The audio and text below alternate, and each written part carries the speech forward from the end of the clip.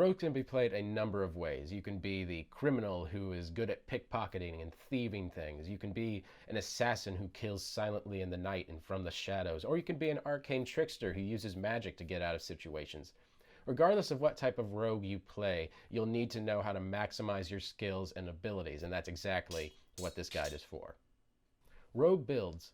All rogues need to have a high dexterity, so always place your highest ability roll in that stat. Aside from this, there are a few possible builds for rogues, and let's get into that. The face. Every party member needs a face character, somebody who knows how to talk to people. This is the type of character who's a master of deception, insight, and intimidation.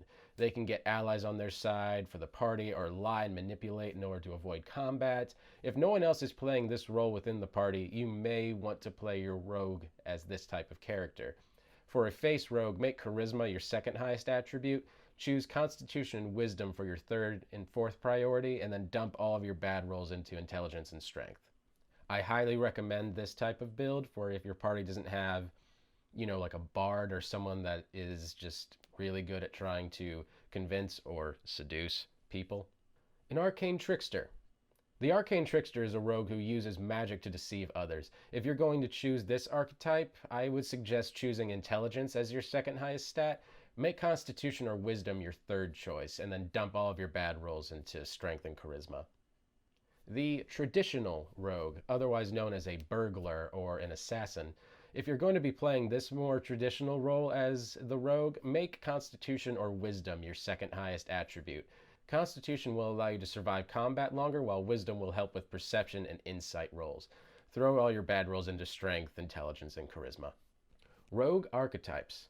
Here's a list of all the rogue archetypes available in the player's handbook. For each archetype, we've listed the most useful features.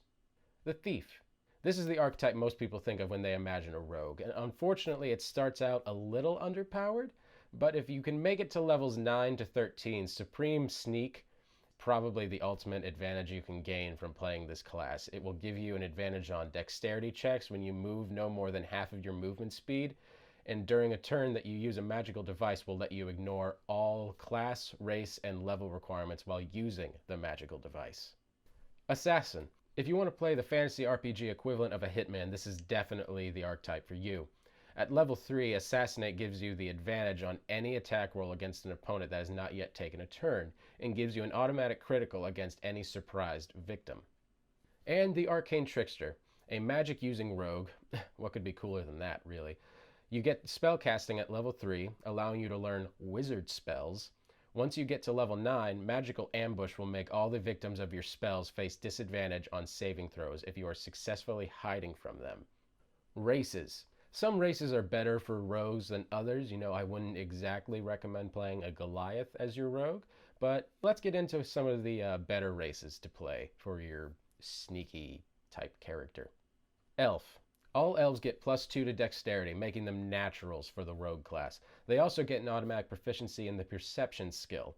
Wood elves' Mask of the Wild makes hiding easier, and high elves +1 to intelligence is useful for the Arcane Trickster type. Half elf. +2 to charisma and +1 to 2 other abilities is nice for just about any class, but Fey Ancestry will help prevent you from getting charmed or put to sleep, which, if you're going to be the face, pretty necessary to not have that happen to you. Gnome. Gnomes have an advantage on all charisma, intelligence, and wisdom saving throws against magic. Once you get to level 7, this can help you avoid damage using your evasion class feature. Forest gnomes also get minor illusion cantrip automatically, so if you're doing the Arcane Trickster, definitely consider that.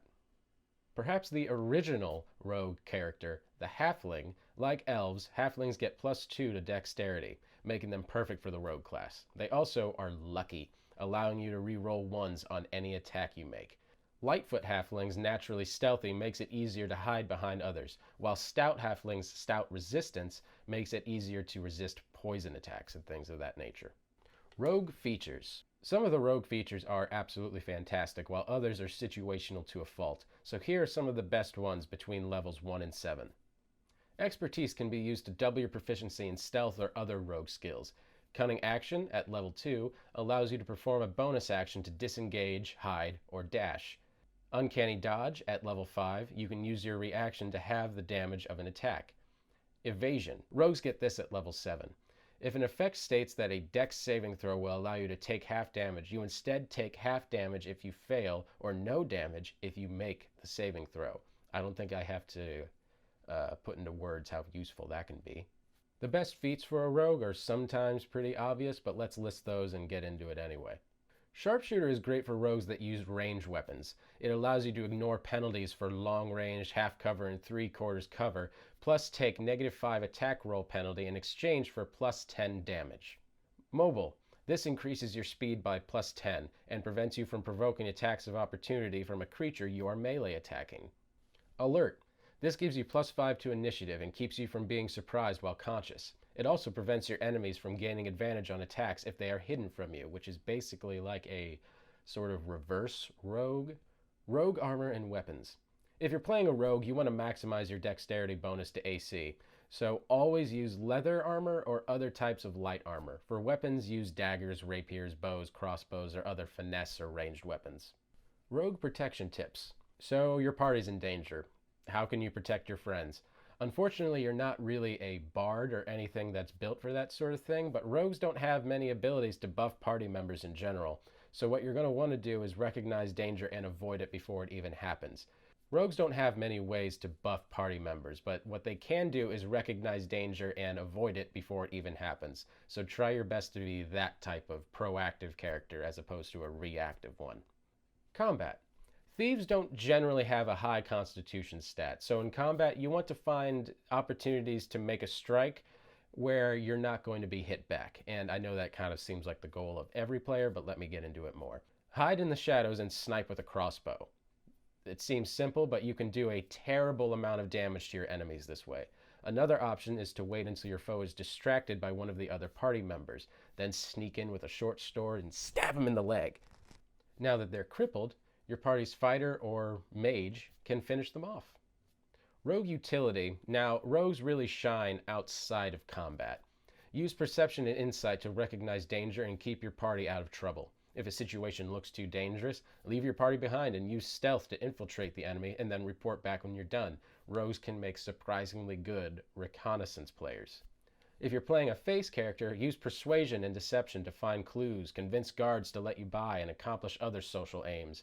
If playing an Arcane Trickster, use investigation or arcana to find answers to your party's questions about non-magical and magical subjects.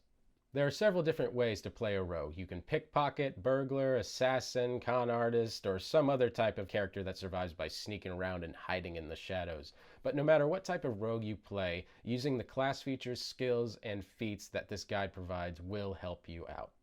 A note on Thieves' Cant. Most DMs rule that Thieves' Cant is not a language per se, at least not traditionally, as closely guarded by the cipher.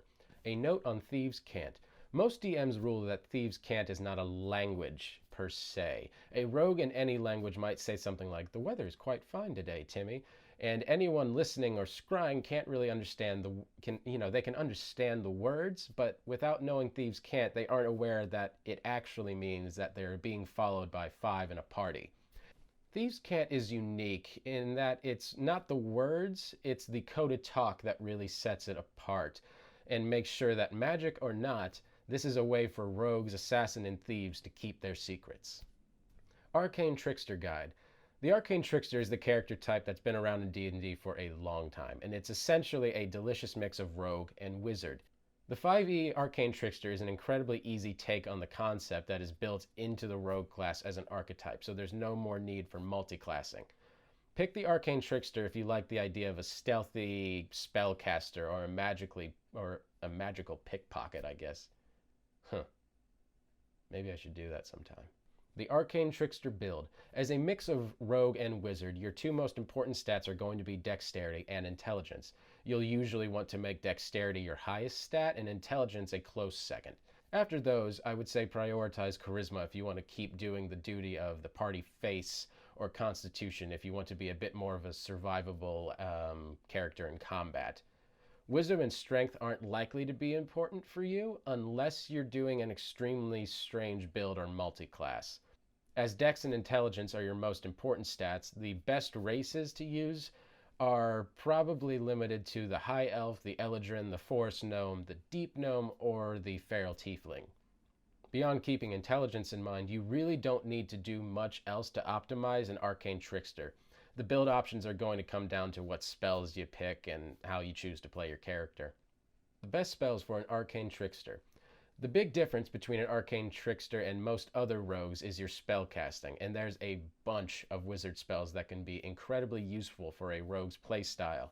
Oddly enough, one of the best reasons to be an Arcane Trickster is a cantrip you receive automatically when you select the archetype, Mage Hand.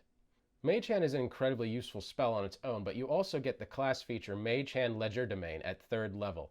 This powers up your Mage Hand beyond what other casters are capable of. You can slip a bomb into someone's pocket, open a suspicious door from a distance, and I can't tell you how amazing it feels to unlock a treasure chest at 30 feet away. Beyond the insidious goodness of your powered up Mage Hand, I advise using one of the 2 Arcane Trickster builds, Stealth Utility or Magic DPS. Stealth Utility. A lot of sneaking scenarios could be solved if the guards just looked away for a moment, or if the right information got to the right person at the right time. If you want to solve this sort of problem, try taking the Message or the Minor Illusion cantrips to start out with.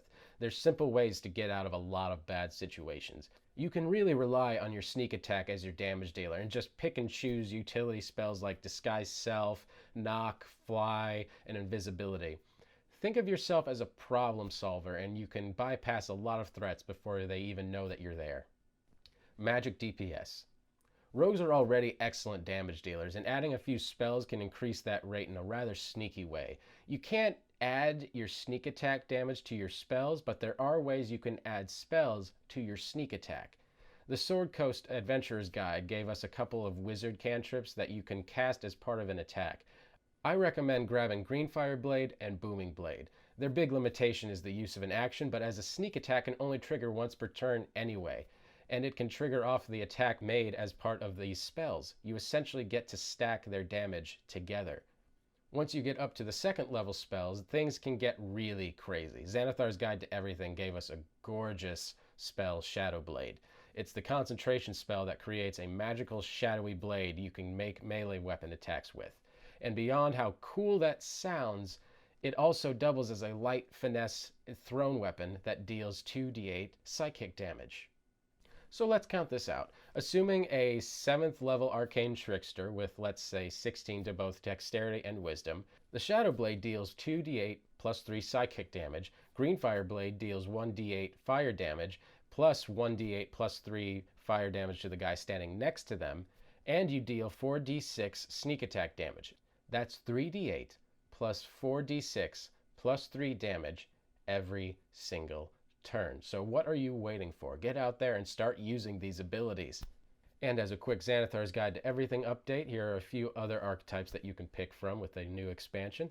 Inquisitive. If you've ever wanted to play Sherlock Holmes, this is how you do it. You gain a bunch of skills and bonuses to investigations, and you can outwit your enemies to gain an advantage for your sneak attacks. Probably one of the best picks if you're heading into a mystery adventure or something with a horror tinge where you'll need to have one step up on the enemy at any given time. Overall, a very interesting way to go with your rogue character. There's the Mastermind. This is the rogue you play if you want to manipulate events without putting yourself into harm's way, which I know is the goal of a lot of people that like to play the rogue. Aside from all the unique roleplay tricks that you get, you also get an ability to make interesting use of the help action.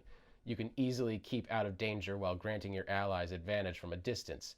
Grab this for a roleplay heavy adventure and just use your physical abilities as a dump stat. Ever since Xanathar's Guide to Everything, I would say that Scout is probably the fan favorite of all the new archetypes for the rogue. You gain some survivalist abilities like Ranger, but the Skirmisher ability is just so darn useful. You get to play Keep Away when an enemy gets close to you, and you can sometimes go entire combat rounds without any enemy getting to take a swing at you. And finally, the Swashbuckler, which is personally my favorite archetype for the rogue, mainly because I'm just a big fan of any, character that gets to just be a Harold Flynn ripoff. Swashbucklers are stylish and charismatic, and they use their panache to artfully dodge their opponents and talk their opponents into duels. Grab this if you want to play a rogue dripping with charisma and charm, and if you see yourself, using a knife to, go down a sail or something cool like that, and you swing across a rope while yelling tally-ho. That seems like the kind of thing you would do here. So I hope you've learned a little bit more about the Rogue class in Dungeons & Dragons 5e. I've been Patrick Ferguson with Skull Splitter Dice, and I'll see you guys next time.